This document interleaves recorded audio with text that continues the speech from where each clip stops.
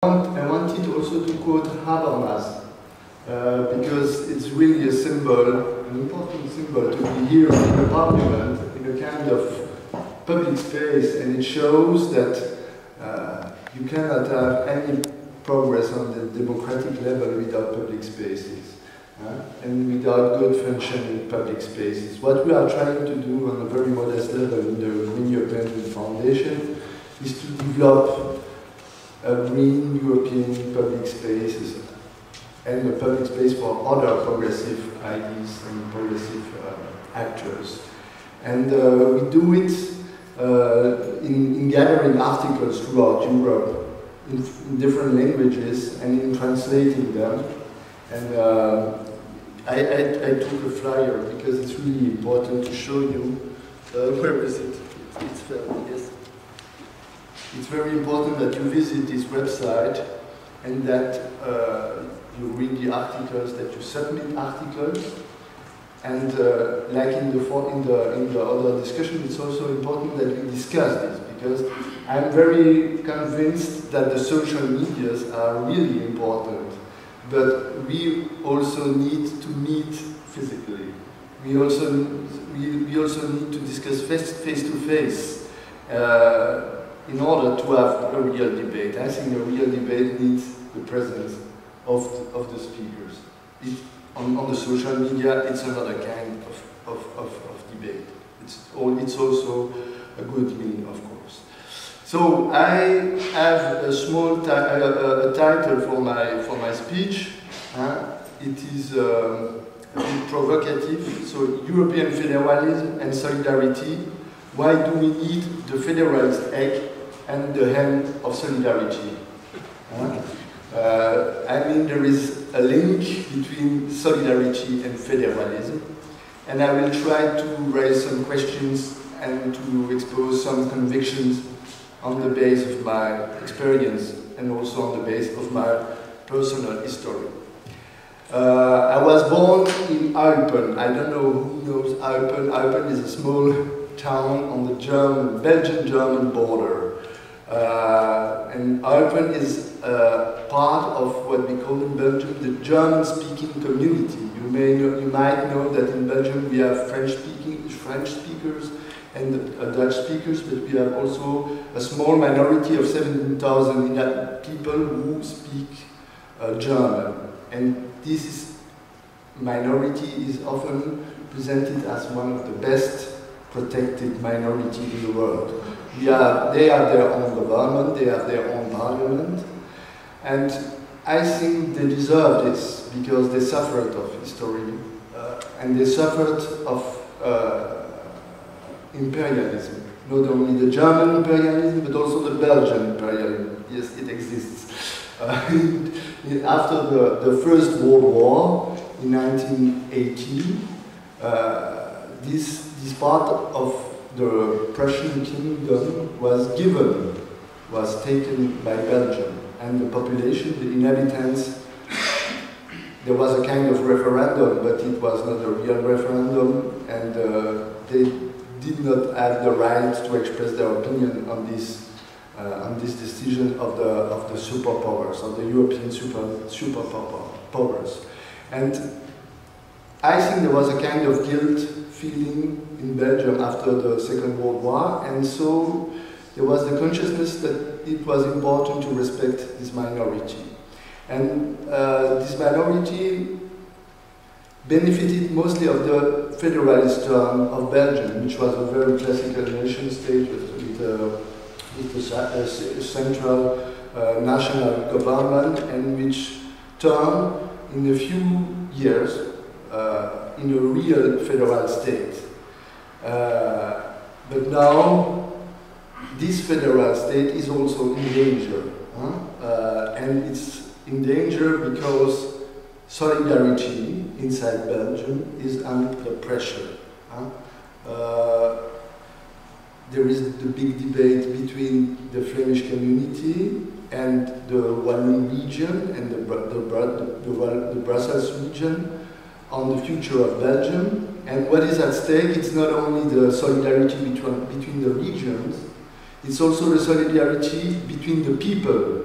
living in Belgium through the Belgian social security system and through the Belgian social welfare state. That's what is at stake in the next discussion, and it's not hazard. We will have this discussion in 2014, once again, because the NVR, the Flemish Nationalist Party, is getting more and more important and wants to put in question this interpersonal solidarity. It's a model, no, it's a symbol for what's happening elsewhere in Europe, where the solidarity is also put under pressure between debtor and creditor countries, between the Europeans, inside the same countries, with the rising of inequalities everywhere in Europe. And I'm also very, for me it's also very important to stress the symbolic aspect of solidarity. I don't know if you know Marcel Mauss, is a famous French anthropologist of the first part of the 20th century. He has written a famous text, recommended, Essai sur le don, it's on the gift. And it shows that when you give something to another person, it's not only the interest of this person that you are purchasing, but it's also a kind of violence that you can make, that you can produce when this other person cannot give you back the present that you received. So when we speak of solidarity inside the European Union or inside Belgium, we should be very cautious with the symbolic aspect of this solidarity and with the possibility to the people of Greece, to the people of all possible countries in Europe, to give back what they received, because it can be a source of major conflicts.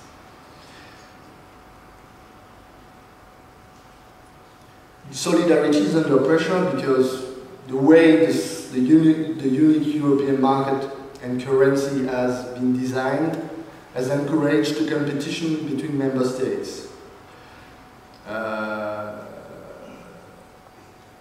There is a problem, for example, with the Agenda 2010, the German Agenda 2010, the reform of the labor market in Germany, the reform of the social security system, of the insurance for the unemployed in Germany. It caused a competition between the European welfare states, and is partly responsible of the current crisis in some countries, partly. We need to have a real debate also between the Greens on the causes of these imbalances, of these internal imbalances inside the European market. What we need to have this debate, of course, and it was already stressed, we need a European democracy. The lack of democratic legitimacy is, of course, an economic problem. This is not enough stressed. Where do we organize the debate on the causes? And that was one of the proposals of a very famous book that was published a few weeks ago of Danny Cohn-Bendit and Guy Verhofstadt. You know Cohn-Bendit, you know Verhofstadt. It has been translated in English.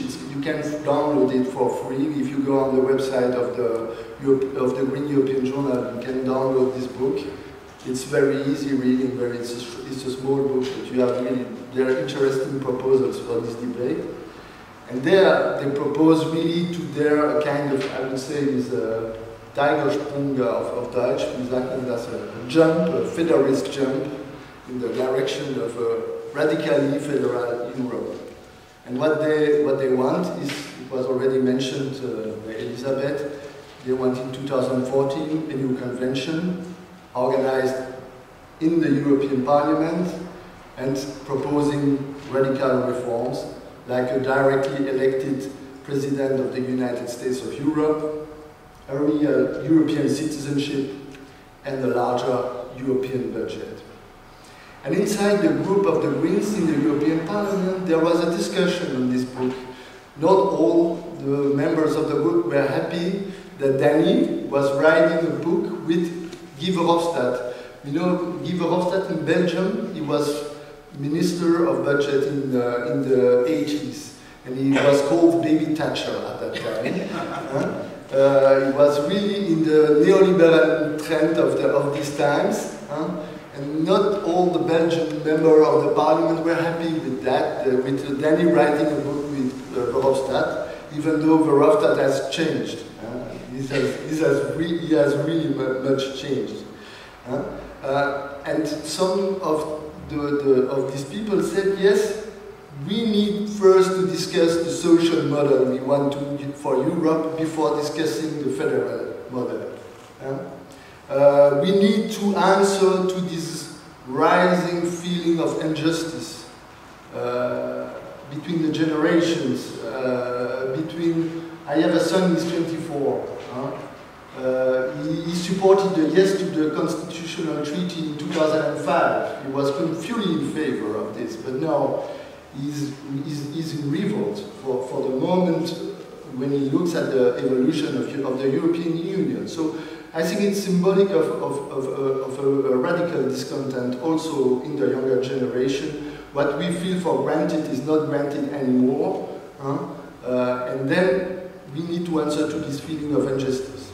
My conviction is that we need both. We need both. We need another project for another social Europe.